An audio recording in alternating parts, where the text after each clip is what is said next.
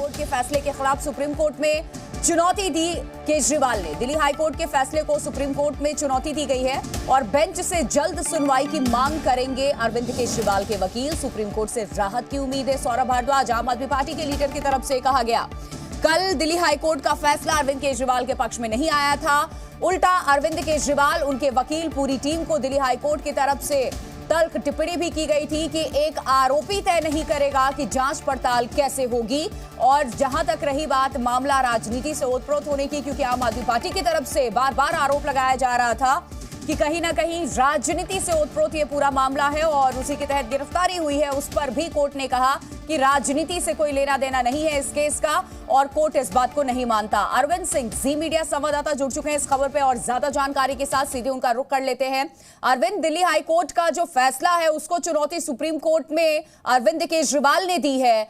बड़ी बातें क्या है जहां सुप्रीम कोर्ट में अरविंद केजरीवाल स्ट्रांगली अपना पक्ष रख सकते हैं, क्योंकि ईडी की तरफ से जो दलीलें दी गई थी उसी को कोर्ट ने बरकरार रखा और आगे फैसला दिल्ली हाई कोर्ट ने कल सुनाया जो अरविंद केजरीवाल के पक्ष में नहीं था।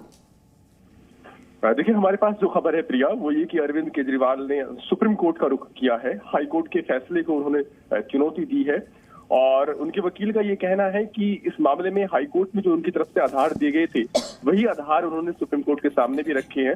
उनका ये कहना है कि चुनाव के ठीक पहले की गई गिरफ्तारी पार्टी को कमजोर करने की कोशिश है और इस मामले में गिरफ्तारी की जरूरत नहीं थी। इस तरह के कोई पुख्ता सबूत ईडी के पास नहीं है जिसके जरिए बात साबित हो सके कि वाकई इस केस में अरविंद केजरीवाल की गिरफ्तारी की जरूरत थी।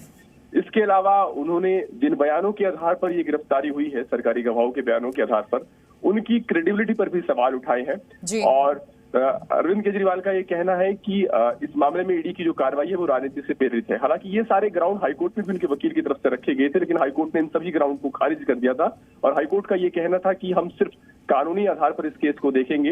बिल्कुल अरविंद, वापस आपका रुख करूंगी मैं, क्योंकि बेंच से जल्द सुनवाई की मांग भी अरविंद केजरीवाल करेंगे। कोशिश यही होगी। 3 तस्वीरें इस वक्त आपके सामने हैं। केजरीवाल ने दी है सुप्रीम कोर्ट में चुनौती, हाई कोर्ट के फैसले को। दिल्ली के आम आदमी पार्टी का बड़ा दावा, पार्टी खत्म करने की साजिश है। ये राजनीति से ओतप्रोत पहले ही दिन से आम आदमी पार्टी के लीडर्स इस पूरे मामले को बता रहे हैं।